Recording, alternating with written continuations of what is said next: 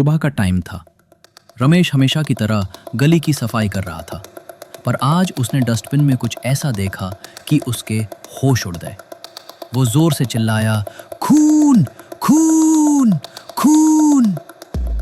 भीड़ जमा हो जाती है। तभी उन सबको डस्टबिन में एक कटा हुआ हाथ, एक पांव और एक आंख दिखती है। इलाके के लोग आपस में बात करने लग जाते हैं। कोई बोलता है ये उस चुड़ैल का काम है, कोई बोलता है ये किसी साइको किलर का काम है। और अब इन्वेस्टिगेशन चालू होती हैं। इंस्पेक्टर विजय और हवलदार रोशनलाल इस केस पर जांच करने लग जाते हैं। विजय और रोशनलाल तहकीकात शुरू करते हैं। वो इस इलाके की हर गली में पूछताछ करते हैं। हाँ जी मैडम, आपने भूतिया गली में किसी को देखा था क्या? नहीं, मैंने कुछ नहीं देखा। क्या आपने कुछ देखा?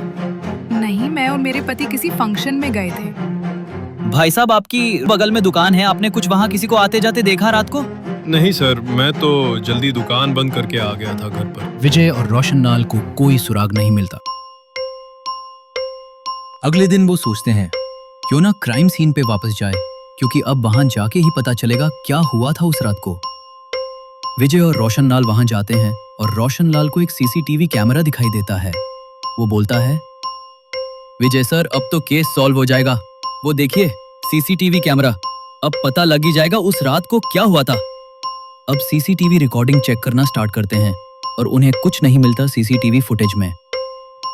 रोशनलाल बोलता है, साहब जी अब क्या करेंगे? अगले दिन एक मोंटी नाम का शख्स पुलिस स्टेशन आता है। इंस्पेक्टर साहब, जब मैं वहाँ से गुजर रहा था तो मैंने एक साये को देखा था। मुझे लगता है ये भूत का काम है। अब इंस्पेक्टर विजय ने सोचा कि ये सच में किसी भूत प्रेत का काम होगा। 2 दिन गुजर जाते हैं और उनको कोई सबूत या सुराग नहीं मिलता। अब वो कमिश्नर के पास जाते हैं।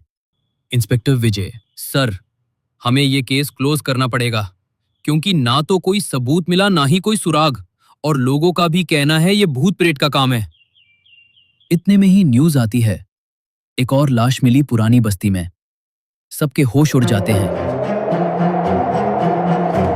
कमिश्नर साहब बोलते हैं, देखो विजय, कानून सबूत मांगता है। मैं ऊपर क्या जवाब दूंगा, ये भूत का काम है। What rubbish. अब तुम ये फाइल यहां रख दो। ये केस अब एजेंट रॉकी ही सॉल्व कर सकता है। Hello Rocky, commissioner here. और कमिश्नर साहब केस की जांच करने को बोलते हैं रॉकी को। ओके, काम हो जाएगा। दुनिया को लगता है हीरो सिर्फ यूनिफॉर्म पहनते हैं, और कुछ हीरो छुप के काम करते हैं, जैसे एक साया जिसे कोई नहीं जानता। जब सबके ऑप्शन खत्म हो जाते हैं तब आता है एक ही नाम, agent Rocky. Agent Rocky mission impossible से ज़्यादा खतरनाक और इमोशन के लिए जान देने वाला। अब आगे क्या होगा? कैसे रॉकी ये केस सॉल्व करेगा और आखिरी लाश के पास वो मुखौटा किसने रखा? आपको पता चलेगा अगले बुधवार को। और हाँ, एक लाइक और चैनल को सब्सक्राइब जरूर करना। धन्यवाद।